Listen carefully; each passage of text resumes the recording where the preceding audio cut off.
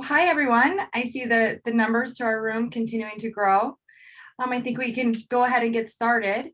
Good morning, and thank you for joining us on this beautiful Friday morning. My name is Jennifer Creasy, and I am the University of Illinois System's Senior Director of State Relations.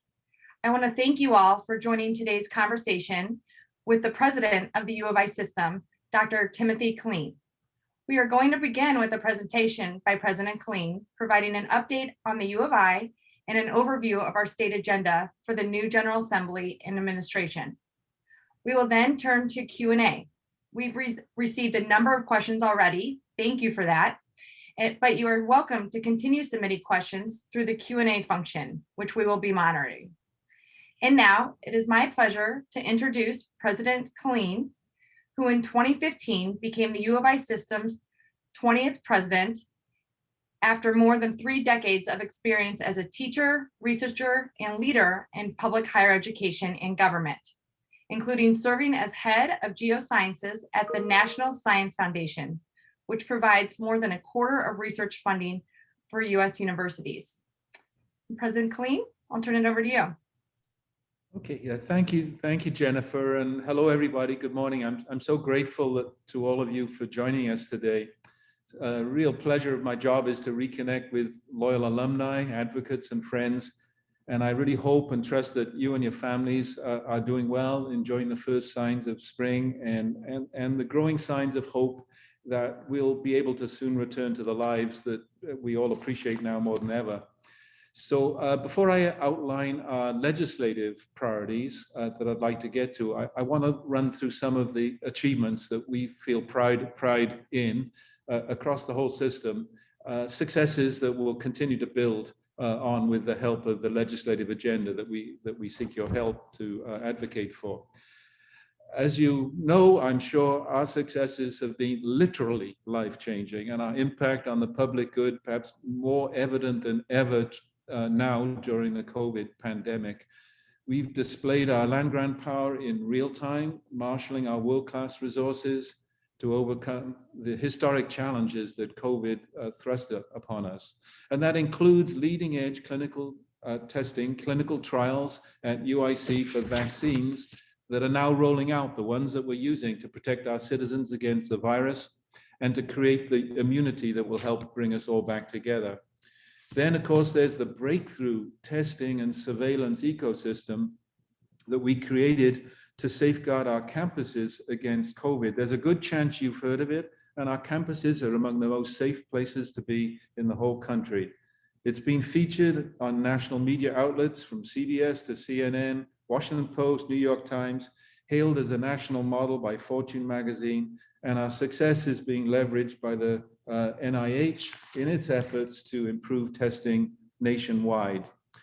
As the virus surged in Illinois and across the nation, across the whole world, in fact, at times pushing positivity rates well into the double digits, ours have been a fraction of the world around us thanks to the SHIELD program that was pioneered and homegrown by our brilliant researchers in Urbana-Champaign. Here's a dashboard showing the way in which we've contained this virus on our campuses. SHIELD's easy and low-cost, effective saliva-based testing has allowed us to cast a wide net, more than 1.5 million tests to date, system-wide, and we're doing this in 43 other universities and community colleges as well. So we're deploying it rapidly. These rapid results allow for quick quarantines and isolation, and coupled with the surveillance technology, and of course the cooperation and support of our students, faculty, and staff, who are all being so wonderfully compliant and responsible, our rates have held in the low single digits. 0.13, I think, is the current number, and often under 1% on our largest campus in Urbana, which is home to the most aggressive testing. We've done more tests at Urbana than 10 states in the union, for example, so we do it at scale. The success has attracted interest from around the world, and we will share it even more broadly now that we have received emergency use authorization from the US Food and Drug Administration just last week. And that includes 1 million tests that will be funded by the state new tests across the state's public university, including ours, through the $20 million in federal CARES Act funding that has been authorized and provided for by Governor Pritzker.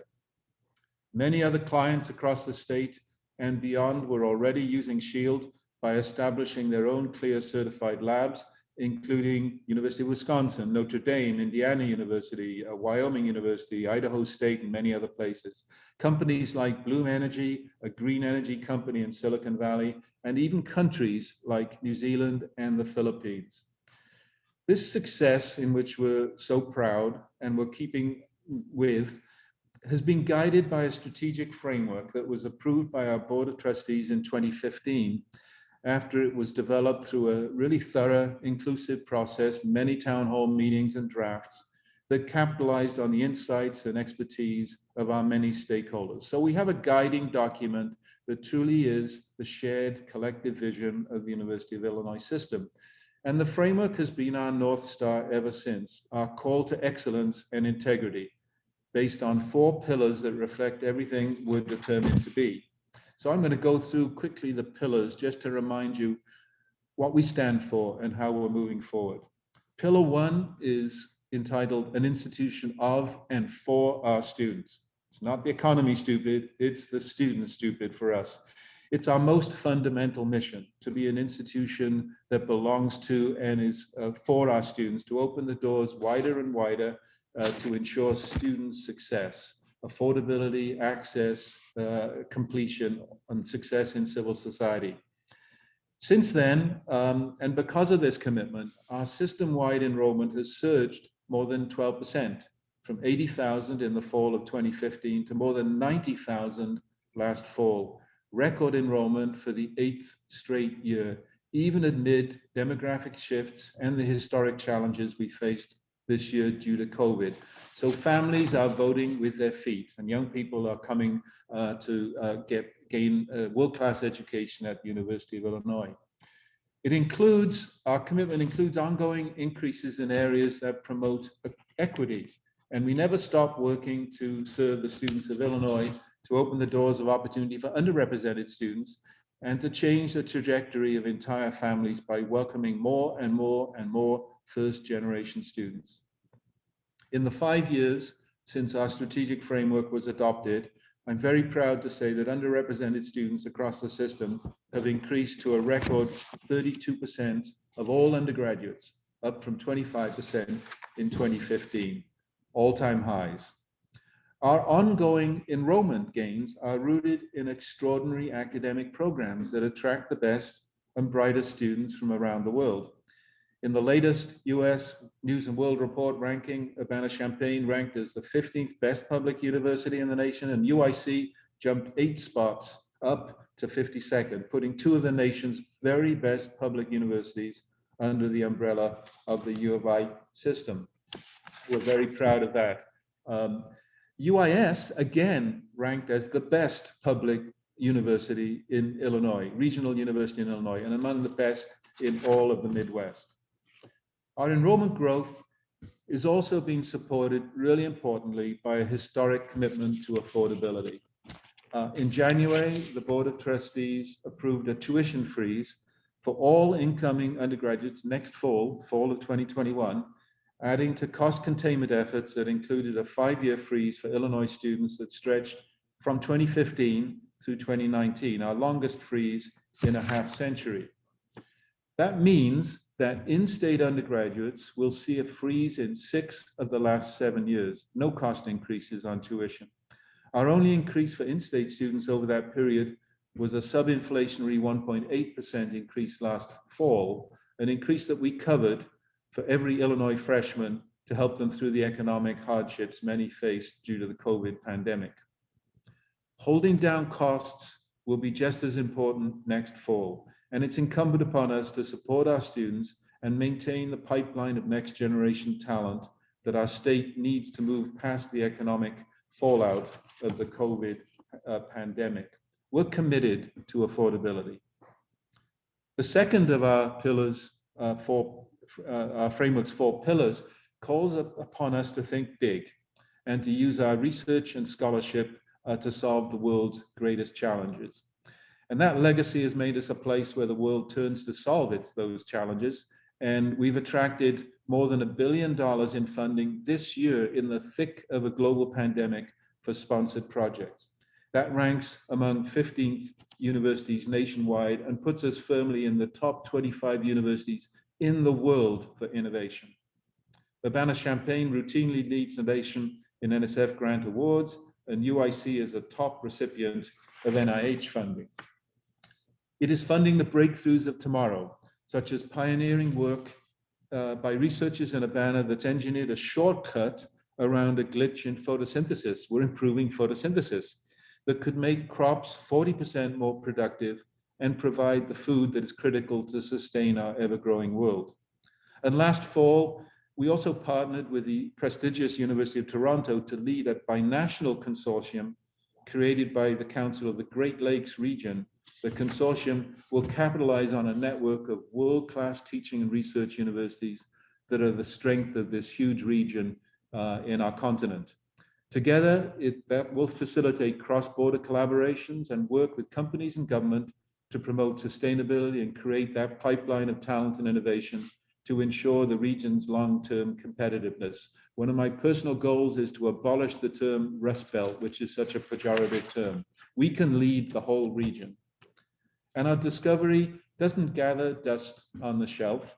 We put it to work for the public good. More than 300 startups have grown from our research, and our research accomplishments have landed us, as I pointed out, in the top 25 of Reuters' latest rankings of the world's most innovative universities. The framework's third pillar calls upon us to ensure a healthy future for our state and for all of the Midwest. And we do that in countless ways, including the $17.5 billion economic impact that our operations and our alumni have on the Illinois economy every year. That's bigger than most Fortune 500 companies by a lot, and these are resources that really come to our state. We also do it through the impact of our research and through the pipeline of world-class talent that has sent nearly 800,000 alumni graduates into the global workforce, including more than 450,000 right here in Illinois. And thousands more of them join every year, more than 23,000 degrees last year. That was another new record, all-time high, and enough to create a new city the size of Charleston, East Moline, or Park Forest every single year. Across all areas of study, we're making sure that our students learn from the very best.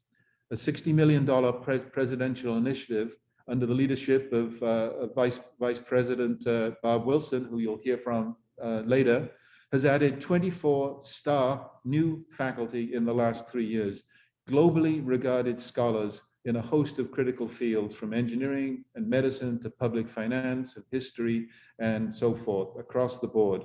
The new cohort of 10 we announced just last year, are bringing with them more than $21 million in current research support and activity. So I'm proud to say that the University of Illinois system is a magnet for talent, and we are going out and in some cases poaching great talent to join us. Pillar 4 is entitled Tomorrow's University Today. And that final pillar seeks to make our universities the model for public higher education in the 21st century. The best of the best in all that we can do, with an urgency to make sure that we're operating as effectively as possible right away. In particular, this has challenged us to expand our land grant mission into the 21st century and to take on this generation's unique problems and foster the solutions that create jobs and prosperity. And we're meeting this challenge in many ways through our newly pioneering Discovery Partners Institute and the Illinois Innovation Network. Together, these two initiatives will supply next generation workforce and innovation to drive progress by beginning everyone to the table in an open innovation ecosystem. The very best researchers, industrialists with their real world needs, investors, entrepreneurs, leaders of government and nonprofits, all helping to provide jobs and opportunities for our students. And as you can see from this chart, we've already been joined by an extraordinary family of partners from around the world. A Boston consulting group analysis says that this is the formula for success in the 21st century economy. It's the expansion of our university system into society, projecting that over the next decade, the enterprise will pump $19 billion into the Illinois economy and create 48,000 new economy jobs. And in December, with support from the administration, Governor Pritzker released more than $142 million in capital funding approved by the General Assembly to support construction of DPI's permanent headquarters in downtown Chicago, as well as IIN facilities and other projects on 5 public university campuses, including UIUC and UIC, all driven and led by the University of Illinois system. This state funding will support construction of the world-class DPI headquarters, a future iconic building pictured in concept here. The state-of-the-art facility will be the centerpiece of the 78, a new South Loop development along the Chicago River in downtown Chicago. Our universities also received funding in this round of state support, including for the Outgeld Hall, Illini Hall project at UIUC, the new Computer Design Research and Learning Center at UIC, and the expansion of UIC's Innovation Center. The Innovation Center and Illini Hall are part of the IIN network, and the state funding released last month will also support hubs at Eastern Illinois University, Chicago State University, and Governors State University, and UIS to come. Altogether, 6 of the 15 planned IIN hubs received funding in this first round. And state capital funding is just part of the recent big news for this initiative and for DPI. The Pritzker Foundation, particularly led by Penny Pritzker, announced in December that it is donating $10 million over 5 years to launch the Pritzker Tech Talent Labs. This is an exciting, very exciting and pioneering research and training center that will be home to inclusive training programs for high school students and current workers, with a special focus on helping more women and people of color land tech jobs. By 2029, the Talent Lab hopes to help 7,000 people secure those tech jobs, including 3,000 women and people of color. The achievements we have reached by stretching for the high goals of our strategic framework have shown us yet again that the U of I system is a place where anything is possible and where we turn uncertainty into extraordinary. So I'd like to turn then to our legislative priorities. Our legislative priorities for the spring session seek to build on this long partnership with the state of Illinois that's helped make U of I system such a contributor and a global leader to education and innovation, and a key engine of forward progress. Last month, Governor Pritzker kicked off the spring session when he presented the 2022 budget proposal. His $41.7 billion spending plan recommends flat funding for higher education, including the U of I system. We are grateful for his support during these historically difficult times and hope you will join us in urging legislators to approve a spending plan that holds higher education harmless and perhaps increases funding for important programs such as MAP. With state revenues strained by an ongoing pandemic, we had feared that the number would have been less favorable. Over the last 2 years, Governor Pritzker and the General Assembly have reversed a downward trend in support for higher education, investing in us and in all of higher education and the power it holds to move Illinois forward. And that partnership is pivotal for us in our state. Higher education received flat funding for the current fiscal year, despite the unknowns and uncertainties surrounding COVID when the budget was crafted.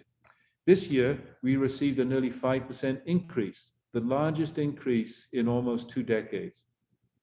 We're also grateful, as I mentioned, that the governor's proposal continues support for the Monetary Awards Program, or MAP, and please encourage your legislators to support it too. Governor Pritzker's proposal would provide a $28 million increase for MAP, which helps keep college within reach for deserving low-income Illinois students, including thousands across the U of I system's universities in Urbana-Champaign, Chicago, and Springfield.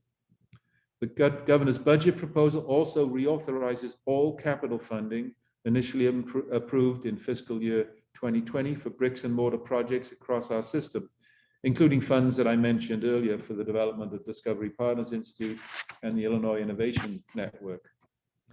The funding request that we submitted last fall sought an 8.3% appropriations increase to $673.4 million and $602 million in new capital dollars. It was built around our commitment to the core of our mission from the very beginning, our students. And we will continue our push to fulfill that commitment, even if state funding understandably falls short of our request during this tight budget year.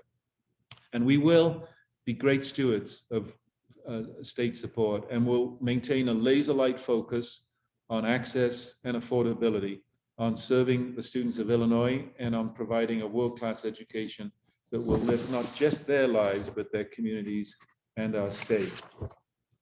As I mentioned earlier, we reaffirmed our commitment to access and affordability last month when our Board of Trustees approved a freeze in base tuition next fall for every incoming freshman and every undergraduate transfer, whether from Illinois, across the nation, or around the world. And it means, as I noted earlier, a freeze in 6 of the last 7 years for incoming Illinois students. This commitment carries a long-term impact. Coupled with a state law that locks in an entering student's base tuition for 4 years, it means that in-state freshmen who join us next fall will pay just slightly more for their senior year in 2024 than an in-state freshman did in 2015, nearly a decade earlier. And the change in those 9 years is just $97 annual for UIS, $192 at UIC, and $218 in Urbana-Champaign. I hope you can tell how proud I am and our whole administration is of our commitment to affordability and access to this world-class, life-changing educational system. Our commitment also includes significant increases in institutional financial aid for our undergraduates. We don't want people to be left behind or not have access because of financial considerations. And so we've more than doubled our financial aid, institutional financial aid, to $258 million annually over the last decade, 10 years. Even factoring in COVID relief received this year through the Federal CARES Act, institutional financial aid still almost matches what our undergraduates receive from state, federal, and other sources combined. So there's a partnership here on financial aid. And through this combination of state, federal, and institutional support, a majority of our undergraduate students receive a tuition discount. 62% of students at our 50,000 plus students in Urbana receive discounts, to 81% at UIS. Our affordability efforts have helped drive enrollment, as I mentioned, to record highs every year since the 5-year freeze began. Total enrollment is up 12% since 2015, topping 90,000 students for the very first time last fall. And that includes an 8% increase in undergraduate enrollment and nearly 41,000 more undergraduates from Illinois, up 9.5% from the fall of 2015. So we have great talking points for our budget requests. The core of the U of I system's value to our state is serving the students of Illinois, providing an education that transforms lives one by one, solving problems, creating health and wellness, and supplying the next generation workforce that is essential to move things forward. So along with funding, we hope that you will join us in advocating for 2 other important initiatives that are outlined in the legislative agenda that we provided ahead of today's meeting. And thank you for your consideration. One of these initiatives would provide $20 million in state funding to expand a bridge program that the state's public universities are already offering on their own to support students who show promise for succeeding in college but might not have otherwise been admitted. This funding would grow the pool of financial aid to attract those students who need the extra boost, as well as academic support programs to ensure that they stay in school once admitted and succeed. The additional dollars would open our doors wider to promising students who might otherwise fall through the cracks. And we know these programs work, and they work at double digits in terms of increasing to retention and graduation rates, and notably from with underrepresented students benefiting. So please support our Bridge Program initiative.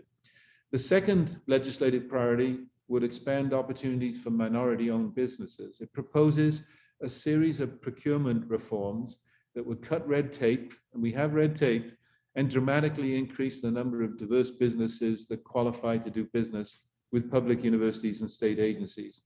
And these reforms are critical to help reach the state's goal of spending 20% of overall vendor dollars with companies owned by minorities, women, and veterans.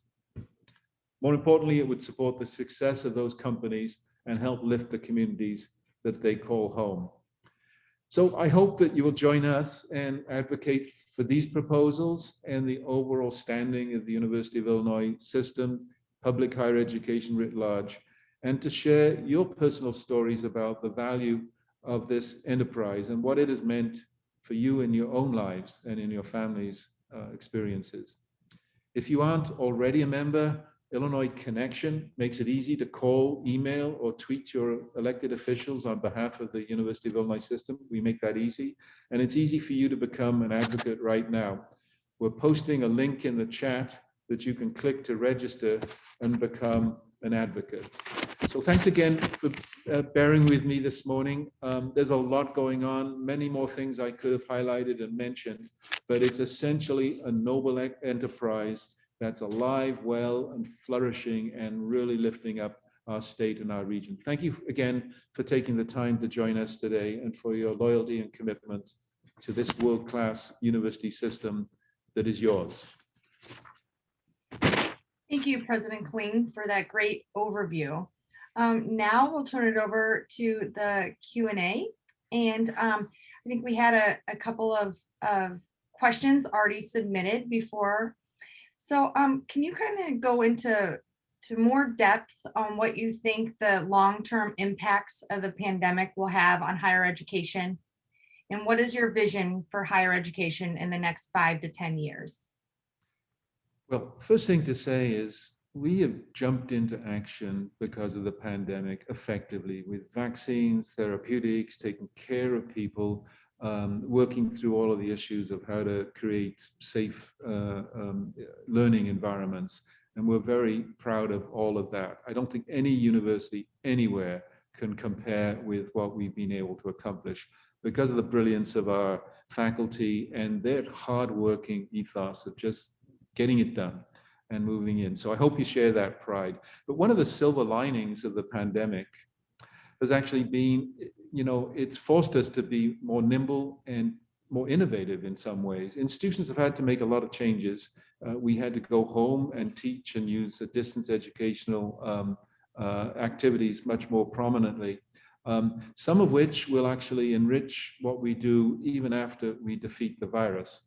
So delivery modes of teaching and instruction will likely to use significantly more hybrid models. Use of space on campus will probably be different. Our carbon footprints will be lowered considerably. Science of learning methods have and will continue to improve, how to craft teaching modules, how to safely socialize, how to encourage effective socialization of young people who want to make new friends. They need to make new friends. And we'll continue to see more services that are connected to people, teleworkshops, video conference. None of this is going to replace the essential residential experience of coming to a world-class post-secondary setting and launching yourselves into satisfying careers. So we're going to be excellent and operate with integrity in everything we do in and out of pandemics. But I think we've shown our mettle in this period of crisis in the last year. We've demonstrated why you need a research-intensive university system like ours to really protect saving lives and creating a path forward. Thanks for the question. Appreciate that. Thank you. So speaking of COVID, can you explain how COVID-19 vaccines are being rolled out and made available on campus? Well, we got a lot of experience with the vaccines themselves. As I said, we conducted clinical trials for several of the vaccines, including the Johnson & Johnson that just got approved. And our clinical trials focused on how vaccination worked well with underserved communities, specifically in Chicago. So we've got experts in vaccine development, in dealing with issues of social hesitancy and deployment, et cetera. And we've been offering vaccinations at UI Health, for example, to all healthcare workers and those who support the healthcare system. We're working very closely with the public health authorities, so all of the tiers that are being regulated both at statewide and in county public health. We're working closely with them. We've set up large-scale vaccination centers. For example, at UIC's Credit Union 1 Arena, we opened up on February the 1st a 40-station vaccination site that is in full-blown operation, doing about 1,000 a day, and offering vaccinations to all those in phase 1B, which is age 65 and over, and other essential frontline workers. So we want to expand all of this as quickly as possible to all of our community and to the communities in which we're embedded. We also have a major vaccination station that's been successful and is up in full operation in Urbana-Champaign as well. So we're working very closely with the departments of public health. We had a conversation just yesterday with the Illinois Department of Public Health and looking at all these issues of testing and vaccination and rates. And we've got a wonderful families of volunteers, student nurses, student pharmacy students who are offering their time and energy to accelerate the development of the vaccination programs across the state. We have been constrained, as you're reading about, by supply rather than by the ability to actually vaccinate and take care of all of the issues, the IT issues included. So we're really hoping that the supply of vaccines will increase. We're able to accelerate factors of 5 as needed as more vaccine becomes available. So I'm very proud of that, of those efforts. Well, thank you. This next question, I hear we have, we're lucky to be joined by our Executive Vice President, Barb Wilson, is also on the line. She's not on camera, but I think she'd be the perfect person to answer this next question. So Barb, are you there? I'm here. Can you hear me? Yep. Yeah. Thank you for joining us this morning. Absolutely. How well do you think hybrid education is working at the universities? Thanks for the question, Jennifer. And hi to everyone. It's great to see over 400 people on this event. So welcome everyone. We are eager for the time when we can do this face-to-face instead of by Zoom, but it's lovely that we can reach out to you and that you're interested in all that's going on at the U of I system. So in terms of hybrid education, I would say that things are going very well at all 3 of our universities. We have tremendous strength in online capabilities. We've had that way before the pandemic, and we've worked really hard to ensure that students are getting the best of the best at all 3 universities. And in fact, UIS, our Springfield University, specializes in online education and has for a long time. We're teaching everything from chemistry to communication to dance to engineering online right now, and in some cases face-to-face as well. We've provided training for our faculty across the 3 universities so that they could convert to an online environment rather quickly, because we had to do all of this, as President Killeen said, in a very short amount of time. And so I think we represent the best of the best. That said, there's no doubt that our students are clamoring for more face-to-face, in-person learning experiences, and we appreciate that. We are working hard through the testing, but also urging vaccine distribution so that we can get back into what we do best in the fall, which is to work in close personal contact with students in a safe way in our classrooms and in our labs and in all of our off-campus and on-campus leadership opportunities. Students want to be back. We want them to be back, and we're working hard to get there for the fall. So, thank you, Barb. I know everyone's anxious for that. President Killeen, we got a good question came in over the Q&A. Could you comment on just the financial state of the university in the context of the state economy and how our advocates could help appeal to government representatives for budget considerations? Yeah, thank you. Thank you for that question. And I appreciate the willingness to help us on the budget side. There's no question that the standing up to all of the issues of COVID has been taxing on the U of I system's budget. We're out, if you like, hundreds plural of millions of dollars with lost event revenue, refunds for dining and housing, and all of the things we had to do to stand up the testing protocols and so forth. We're very fortunate to have received some federal relief that covers some of those costs, but nothing like even half of those costs, maybe a third of those costs. So some have been recouped. So this has been a difficult budget year, but I'm extremely proud of how our whole system has responded with no furloughs or layoffs. We wanted to keep full employment. There was no salary program last year. So there's no question that this has been a difficult period. And we do need the state to support its university for all the obvious reasons that I tried to touch on. It's the future of the state. The state is supportive of higher education. I think the issues of impact and how we build a tax base through the efforts of our graduates and the new job opportunities that can be developed with our innovation agenda are all messaging that we really need to propel and continue to reiterate and reiterate and reiterate. I think it's sad to say that over the last 3 decades, public confidence and trust in higher education just generally has eroded for whatever reasons. And I think we've got such a strong narrative at the U of I system that is worthy of state support.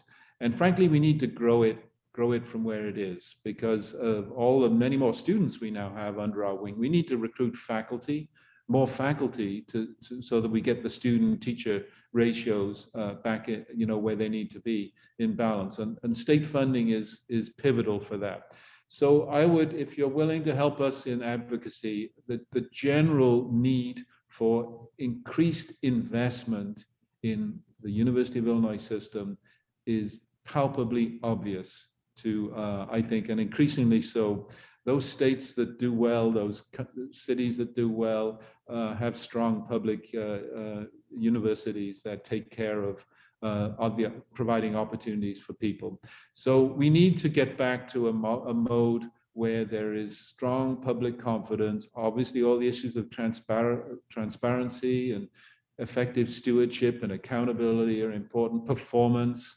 And so I try to pepper my conversation with a lot of the talking points with numbers, but you can go online and you can look at the graduation rates and the retention rates and the participation rates by legislative district.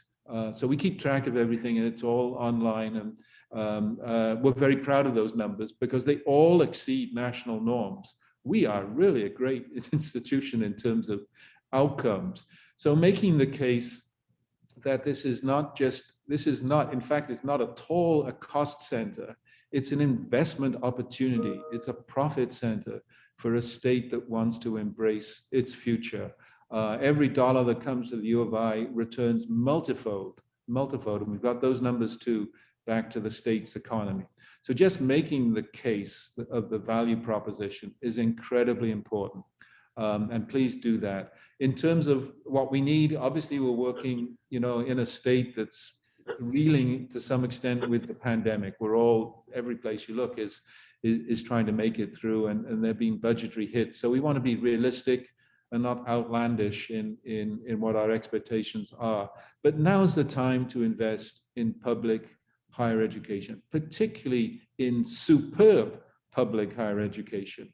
We can't go down a path towards mediocrity, nor should we. None of you would like to see that happen. And you have a commitment from the administration that we'll never do that. But we're going to be good stewards and effective managers of state support, and we're going to show the outcomes by student by student by student, job by job by job, new opportunities that emerge. And frankly, if you just look at the lives that have been saved, and it's rare that a university president can say, we've saved lives, right? I'm not a medical doctor.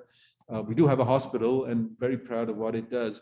But our efforts this year have saved thousands of lives, literally.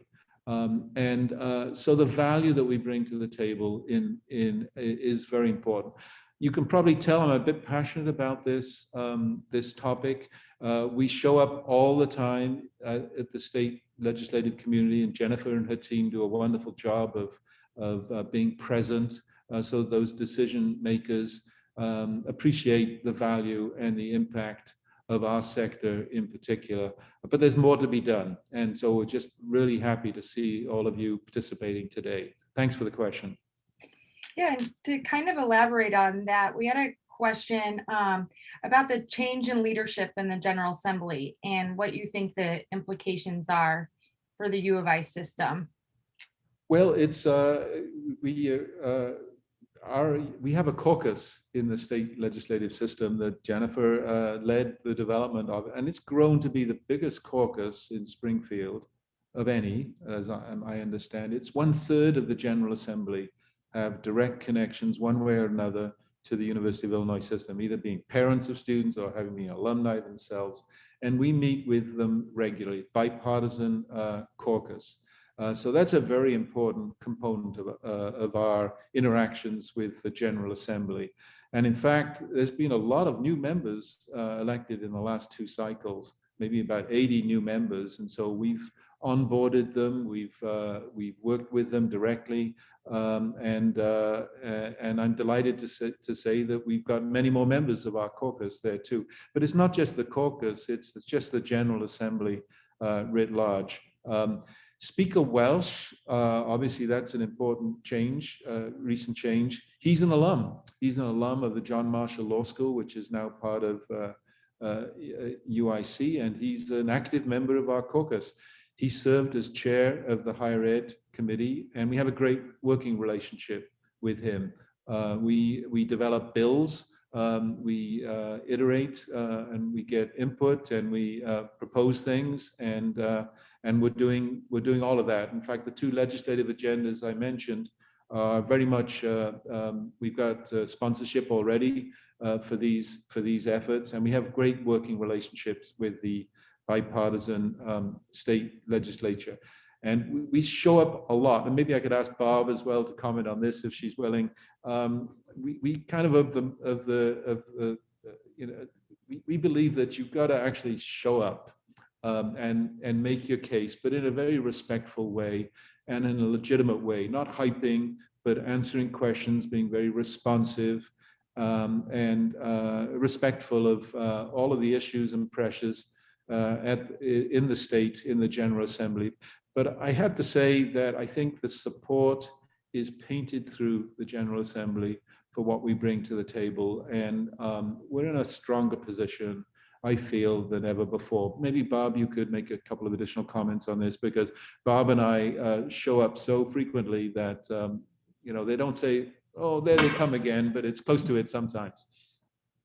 Well, I think President Killeen, you deserve a lot of credit for making this a strong part of your presidential leadership. And it just, there's nothing that is more impactful than visiting with our legislative community and helping them appreciate how important the U of I system is.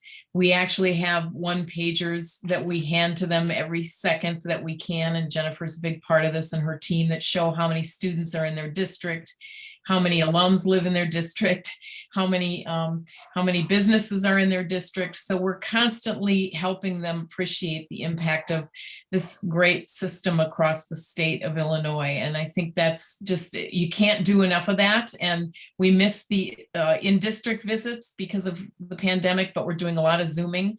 And I think increasingly they're saying to us, thank you. Thank you for your leadership. Thank you for what you're doing on the COVID front, for all the vaccine distribution, and also the testing of clinical trials and testing of vaccines, and now the innovative saliva test. So increasingly, I think people are realizing how important Research One universities are to the health and well-being of the state of Illinois. And we're constantly making that set of arguments, but we're demonstrating it every day with our behaviors. So.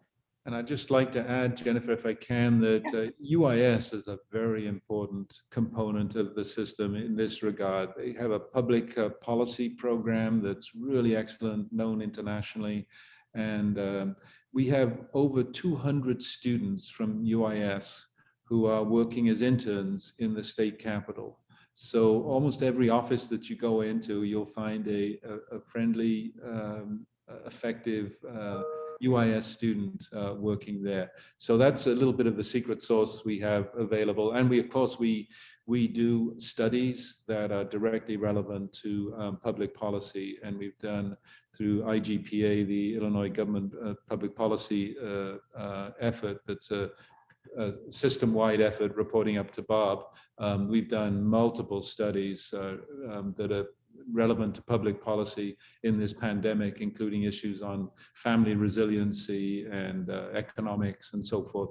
So our interface with public policy is very strong, and I would say growing. But the caucus was a brilliant idea that you brought to the table, Jennifer, and we're happy that that's in such a healthy state.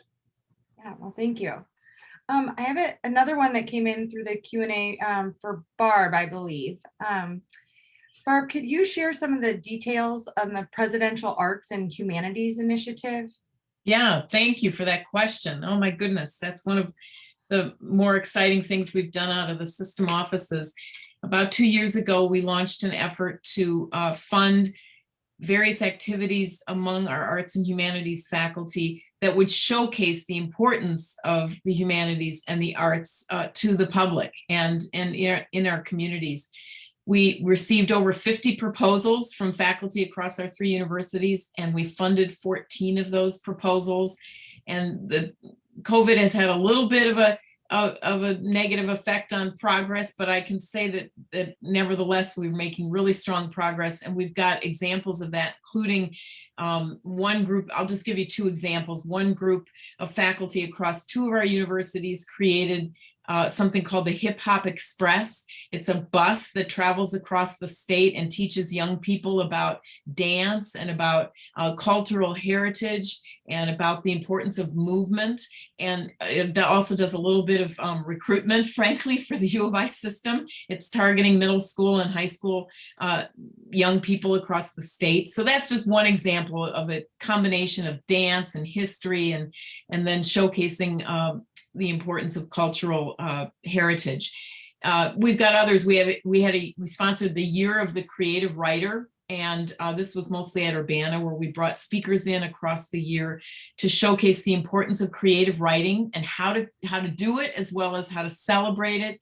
It was very, very popular, well-attended sessions from very famous writers that we brought in from across the country. So those are just 2 examples. It was so successful that we've decided to launch a second round of Humanities and Arts initiative call for proposals, and those are due in April. If you have any questions, all the information's on the website, or you can email me. You won't remember this, but bjwilson@Illinois or at uillinois.edu. I'm happy to give you more information, but it's a great opportunity to lift up the humanities and the arts and showcase how important they are, especially in times of crisis, but I would say in everyday life as well. So thank you for the question. If I could just add a thing that may be a little hard to explain, but our whole innovation agenda is not just about STEM and biophysics and engineering. It is, but it contains in it arts, humanities, social sciences. All of the disciplines need to be brought to the table to really co-design and create a healthful society moving forward. All of those things need to be at play and in the design. So when we talk about innovation, it's not about billionaire creation. It's about lifting society up through all of these components that we are so blessed to be able to bring to the table. social sciences, humanities, ethicists, theater, music, dance, all are part of the human experience, if you like, that's going to be so important as we demonstrate how to live in society in the coming decades. Thank you for that. Another question from the Q&A, President Killeen. The announcement that you recently made with the General Consulate of Mexico in Chicago regarding the expansion into Mexico City. Can you talk more about this initiative and your plans for recruitment of Mexican and Mexican American students and engagement with this alumni? Yeah, I'm very excited about this initiative, and Mexico is our neighbor to the south. And if you look at just the numbers of Mexican passport holding students coming to the United States, there are something like 60,000 a year come to the United States. We have fewer than 50 make it all the way to the U of I system. So I'm on a bit of a mission to make that a much bigger, more effective exchange of talent, and not just to get access to students, international students, but to take advantage of the cultural links and heritage that's clearly evident in Chicago, that so many people of Mexican descent there. And so we're partnering with major Mexican institutions, including the City of Mexico, the equivalent of NSF in Mexico, which is called CONACYT, which is funding PhD students who can come to the University of Illinois. We're looking at public health issues. We've got a partnership with UNAM, which is the biggest university in the Southern Hemisphere, 400,000 students. Excellent, large land-grant-like style university. Also Tec de Monterrey, which is a university that has a tremendous and a hospital system and healthcare delivery. So there are many authentic, strong research partnerships that we can build with Mexico. And there's also an opportunity to diversify our international student population and create these links over time. So we're making investments in all of that. We're going to be opening up the first ever office, the one-person office in Mexico City at UNAM, which will help with the exchanges there that could be enriched. There's no question about that. And so I'm excited about it. I didn't mention 3 or 4 other universities that are part of this effort. And at the event the other day, we had the Consul General, but we also had leadership from multiple other universities as well. So there's an opportunity here to build a stronger partnership with our southern neighbor. There's not much we can do about the weather in the Midwest, if that's an issue, but the cultural connections and the are just amazing, and we just need to take advantage of that. I hope that answers your question. Yeah. Barb, I think I have another one for you that was sent in beforehand, but and this is a question that I think is very important. What goals are being met to reflect the Illinois African American population in the faculty and student graduates? Yeah, that's a great question, and thank you for that. We're spending a lot of time thinking about diversity, equity, and inclusion in new ways at our 3 universities. And I'll just give you a couple of examples of things we're doing. One thing we're doing is working hard on faculty recruitment, and at least I can talk about UIC and UIUC. Springfield is still working on this, but both of our 2 big Research One institutions have launched a renewed effort to attract faculty of color and in greater numbers. And so Urbana's launched a new effort that will add at least 15 additional faculty from underrepresented groups. And UIC has similarly, I don't think they work together, but announced an effort to hire at least 15 new faculty who are going to focus explicitly on diversity, equity, and inclusion in their work. So that's above and beyond the normal diversity hires that we make. So this is special commitment to enhance diversity at each of the universities, each of the 2 big ones. And Springfield, I think, will announce some things as well, too. So faculty diversity, very important. We want to make sure that our faculty reflect the diversity of our student body, and we're working hard to do that. The thing I should mention on the student front is that about 30%, 1 in 3 of our students across the U of I system are from underrepresented groups already. So that's a really important milestone, and we're going to continue to work hard on ensuring diversity amongst our undergraduate population. But one of the main ways we can do that is to increase financial aid. And so we know that's a huge barrier for students, and we at each of the universities we've launched a renewed effort to contribute to scholarships and financial aid. So for example, at UIC, they just launched the new Ida B. Wells Scholarship Fund. And I'm mentioning this in case anybody wants to support our efforts and that will be targeted explicitly to students in the Chicago public schools with high percentages of African-American students at those schools. So Ida B. Wells Scholarship, you can find it on the web. We might even be able to put something in the chat about it.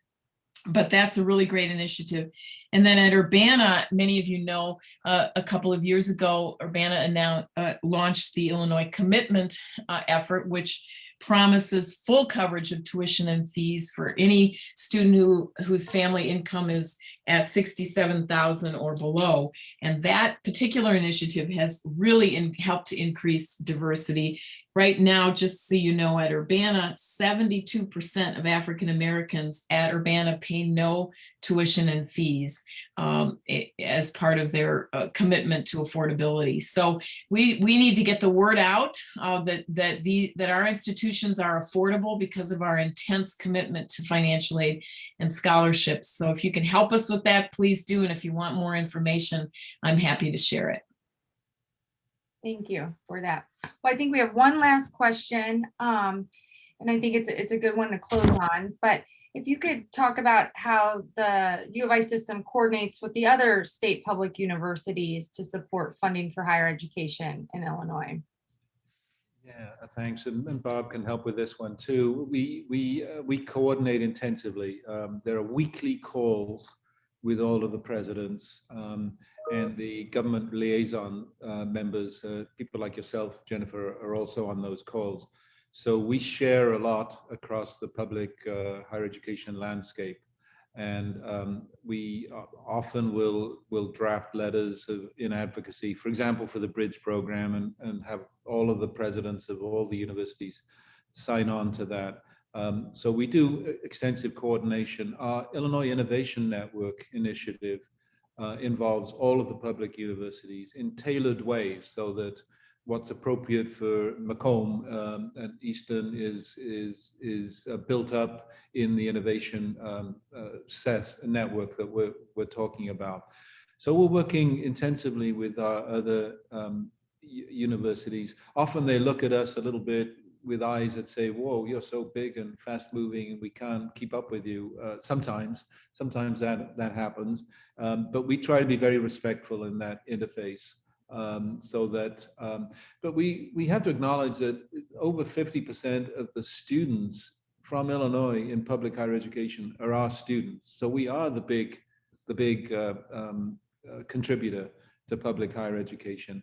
And so we're always working with our sister institutions, and we're working jointly with IDPH, which is the Illinois Board of Higher Education, on the strategic plan that will come out for the state, and that's underway right now. And maybe Bob, you could add a couple of words on she's also on all of these calls.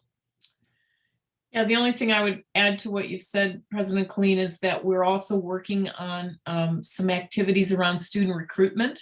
So we've held statewide recruitment events that the U of I system has hosted, but we invite all the other publics to come. It's like a college fair where students can come and essentially shop across various public institutions that are available to them. We hold one in the northern part of the state and one in the southern part of the state. And our goal is to convince our Illinois residents to stay in state for college. So we don't care where they go. We just want them to stay within the boundaries of the state, because we know that college graduates are such a tremendous asset to communities. So we're holding those in conjunction and partnership with the other state universities. And we also have a pretty strong transfer initiative that we're working on now with the other state universities, so that we can ramp up the transfer from community colleges to our four-year public institutions for those students who are interested in making a four-year degree possible. We want to make sure those pathways are really open and strong and vibrant, and that students get the support that they need both at the two-year institution and at our 4 years. So we're working with all the publics on those transfer initiatives as well. Thank you. Well, I think we're at the top of the hour. I just want to thank everybody on the line for joining us this morning. It's been a great conversation. It's really fun to hear from all of you. I want to encourage you to stay involved with the U of I as we continue to advance our legislative agenda this year. And we'll make sure and keep you posted on how we do. And we appreciate all of your help. So thank you all and have a great day. Thank you so much. Bye-bye. Bye.